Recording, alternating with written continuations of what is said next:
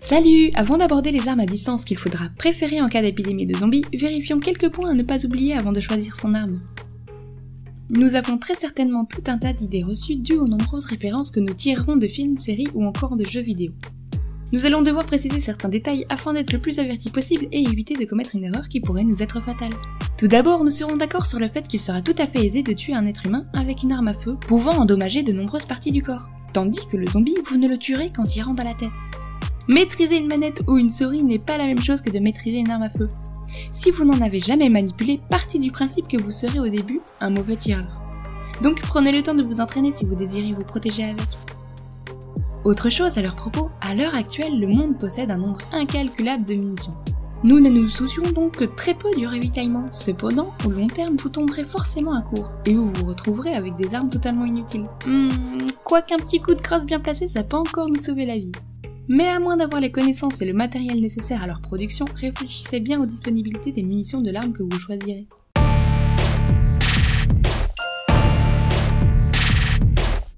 Pour revenir sur les munitions qui sont primordiales à cette catégorie, il est important de savoir qu'il existe plusieurs sortes de calibres. Plus il sera gros, plus vos tirs feront de lourds dégâts. Surtout, évitez les armes qui ont leurs propres munitions, elles sont souvent plus stylées. Mais ici, la badassitude n'a malheureusement plus sa place. Il est tout à fait évident que l'arme à feu sera la meilleure arme à longue distance. Toutefois, il faudra posséder un minimum de connaissances dans l'art de la guerre pour nous permettre de choisir notre arme en fonction de notre situation. Eh bien oui, pour commencer, votre choix sera différent si vous êtes seul ou en groupe. Partons du principe que vous êtes seul. Pensez-vous réellement pouvoir transporter un fusil de précision, votre arme de poing, votre pactage et votre arme blanche sur des kilomètres tout en pouvant faire face aux nombreux zombies que vous rencontrerez sur la route ? À moins d'avoir une condition physique poussée à son extrême, cela vous sera fort difficile. Alors faites des choix judicieux qui vous permettront de voyager le plus léger possible. Voici quelques précisions qui pourront justement vous être utiles sur les différentes armes à feu.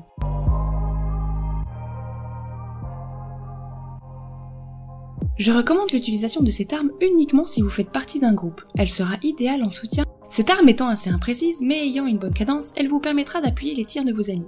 Je vous conseille d'utiliser ces armes avec un bipied ou à la rigueur une poignée, vous gagnerez en précision. Si jamais vous devez nettoyer une zone ou garder une horde sous contrôle, le fusil mitrailleur est chaudement recommandé. Petit conseil, évitez le mode auto sur vos armes, c'est en général inutile, une balle dans la tête étant suffisant pour achever les rôdeurs.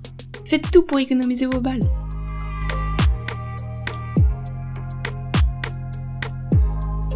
Voilà encore une arme qui nous demandera d'avoir une sacrée poigne, ayant un des reculs les plus importants.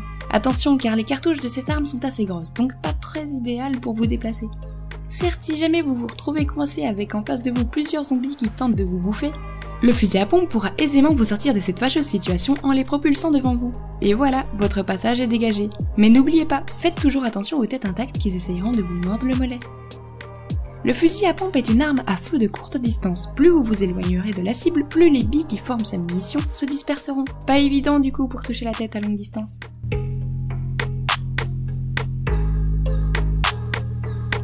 Si vous deviez opter pour cette catégorie, visez la famille de l'AK-47, considérée comme le meilleur du style. Effectivement, elle est plus lourde que la M16 et a un recul plus important, néanmoins, peu importe le terrain, terre, sable, elle ne s'enrayera pas, grâce à sa chambre interne suffisamment large. De plus, la crosse étant épaisse et l'arme bien lourde, vous pourrez facilement écraser des têtes de revenants. Ou, si vous avez ajouté la baïonnette à votre arme, vous pourrez également transpercer leur crâne. N'oubliez pas, visez l'orbite, vous atteindrez la cervelle avec plus de facilité.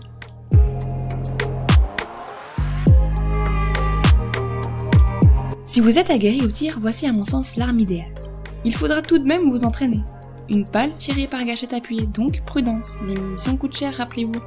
La carabine étant généralement plus légère, plus facile à transporter et possédant des munitions facilement trouvables, elle sera votre meilleure amie peu importe la situation ou le terrain. Surtout la Garand M1 qui possède également une baïonnette.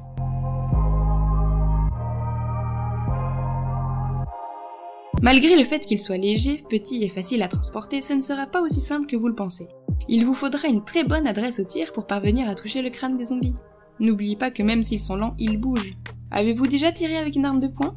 Si oui, vous devez savoir qu'il n'est pas si aisé d'atteindre sa cible. Néanmoins, voilà une arme bien célèbre que vous pourrez trouver facilement. De ce fait, entraînez-vous avec ce modèle afin d'être prêt à vous en servir. L'avoir sur soi peut vous être utile. Imaginez qu'un mort vous attaque par surprise. Vous n'aurez qu'à coller l'arme sur sa tempe et j'plaque, plus de zombies.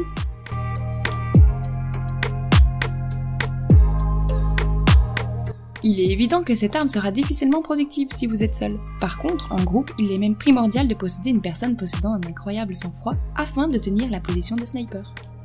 Il pourra être en soutien, en reconnaissance, faire des tirs furtifs. Il pourra également être utilisé en cas de prise d'otage si jamais vous deviez tomber sur les mauvaises personnes afin de couvrir vos amis sur le terrain. Il faut savoir qu'il est nécessaire de posséder un bon nombre de qualités afin d'être un bon sniper. Voici quelques exemples. Vous devrez posséder une excellente vue. Vous devrez être calme et avoir la précision digne d'un chirurgien. Vous devrez également posséder des connaissances sur le temps, notamment sur l'orientation du vent. Il faut savoir que cette catégorie d'armes tire à coups répétés. La culasse peut être manuelle ou automatique, mais ne tirera jamais en répétition. Il suffira alors simplement de changer la lunette pour transformer votre snipe en arme en coup par coup grandement efficace. N'oubliez pas que l'entraînement est une chose, mais la réalité en est une autre. Votre taux de peur ne sera pas le même face à une pancarte ou face à un zombie. Le stress vous rendant moins précis, de par votre crispation, qu'elle soit légère ou forte, vos tremblements, votre respiration qui ne sera plus la même. Alors, essayez de calculer la distance de cette zone rouge que ne peut atteindre le zombie avant de trop vous déstabiliser. Vous l'aurez compris, la sauvegarde des munitions étant primordiale, clippez toujours votre arme en coup par coup. Concernant le recul, pour éviter un maximum de perte en précision, calez votre arme sur votre épaule. Mais attention, évitez d'approcher votre visage trop près, vous pourrez soit recevoir l'arme en pleine tronche ou encore une douille bouillante dans l'œil. Je ne pense pas que vous apprécierez. Je vous laisse apprendre à vous servir de ces nombreuses armes avec des professionnels du milieu qui pourront vous apporter énormément de conseils supplémentaires. Voici tout de même quelques règles de base qui pourront vous sauver la vie ou celle de vos amis. 1. Ne jamais viser quelqu'un pour le fun.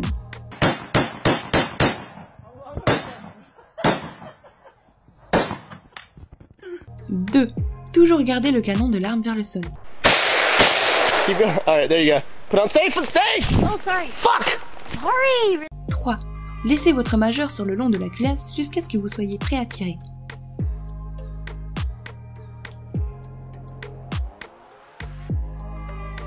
4. Être sûr de soi avant de tirer. Faites attention à ce qu'il se trouve derrière votre cible.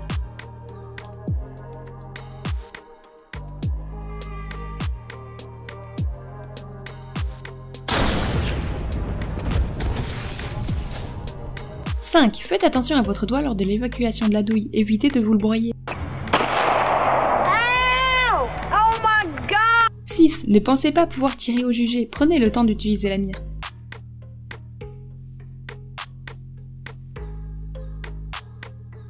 7. Ne regardez jamais à l'intérieur du canon lorsque l'arme est chargée. Oui, vous trouvez ça peut-être évident? Eh bien pas pour tout le monde malheureusement.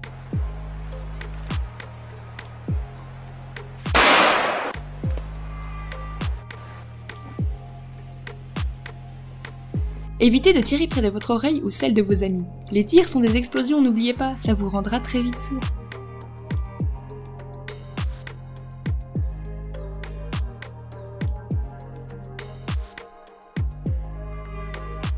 « 9. Tous les accessoires de chaque arme ne correspondent pas forcément les unes avec les autres, alors évitez de faire des micmacs qui abîmeront votre matériel. Renseignez-vous avant. Shelby! 10. Pour terminer, tenez bien votre arme. Ce n'est pas une blague, tenez-la fermement ou vous aussi elle vous volera des mains après la première utilisation.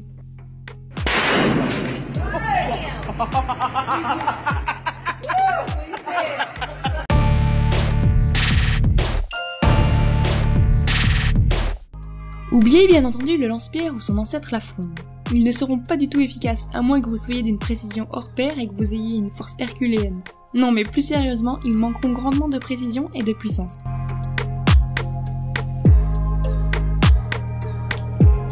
Certes, entre des mains d'experts, voilà une arme bien redoutable. Discrète, petite, tranchante, que demander de plus? Oui, mais n'oubliez pas ce que j'ai dit, entre des mains expertes. Si vous kiffez le style ninja, ok, pourquoi pas. Mais il vous faudra vous entraîner avec rigueur quotidiennement.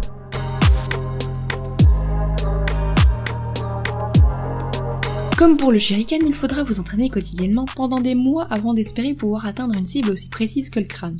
Cependant, on ne peut contester l'efficacité d'un couteau de lancer bien placé. Pratique en plus car vous n'aurez qu'à le récupérer et cela pourrait se répéter jusqu'à ce que votre lame soit trop abîmée pour être aiguisée à nouveau. Si vous êtes dans l'urgence et que vous ne possédez plus des mois devant vous, alors laissez tomber la catégorie armes de jet. Préférez les armes plus conventionnelles qui nécessitent beaucoup moins de temps d'entraînement.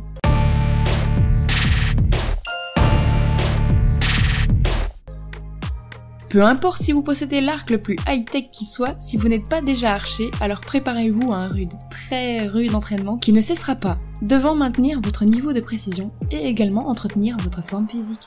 Il faut prendre conscience que l'archerie est tout un art, et nécessite également pas mal de connaissances dans l'entretien de ces armes. Ne vous en faites pas, c'est tout de même à la portée de tous ceux qui auront la patience de tout apprendre. On ne peut pas nier que cette arme est plutôt idéale sur le long terme avec des munitions facilement fabriquées, les matériaux étant tous trouvables dans la nature. Vous ne trouverez pas arme plus silencieuse, vous pourrez même tirer à de courtes distances sans vous faire repérer. Il faut aussi préciser qu'il existe de multiples façons d'utiliser votre arc, donc de par sa polyvalence, je vous la conseillerais fortement.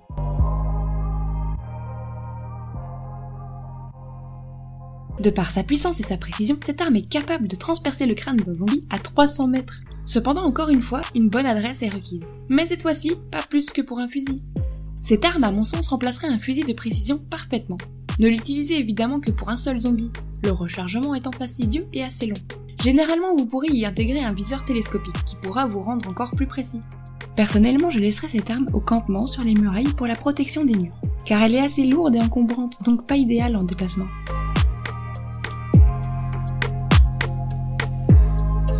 Je ne suis pas certaine qu'il s'agisse d'une bonne arme d'appoint à mon sens. Il serait plus judicieux de posséder un pistolet plutôt qu'une arbalète légère. Elle est certes plus petite que le modèle standard, mais elle sera également nettement moins efficace. Il faudra donc vous rapprocher sensiblement de votre cible et augmentera la chance de vous faire repérer par les morts. Alors utilisez-la que si vous n'avez que ça. Voilà quelques infos supplémentaires qui vous permettront de mieux survivre face à une éventuelle épidémie. Dites-moi en commentaire quelle arme vous choisiriez vous. Personnellement, je me vois bien m'entraîner au sein de la confrérie des assassins et ressortir avec la même dégaine Garo. Merci d'avoir regardé jusqu'à la fin. Si vous avez aimé, partagez qu'on agrandisse la famille des survivants. À bientôt pour plus d'infos avec Kesako.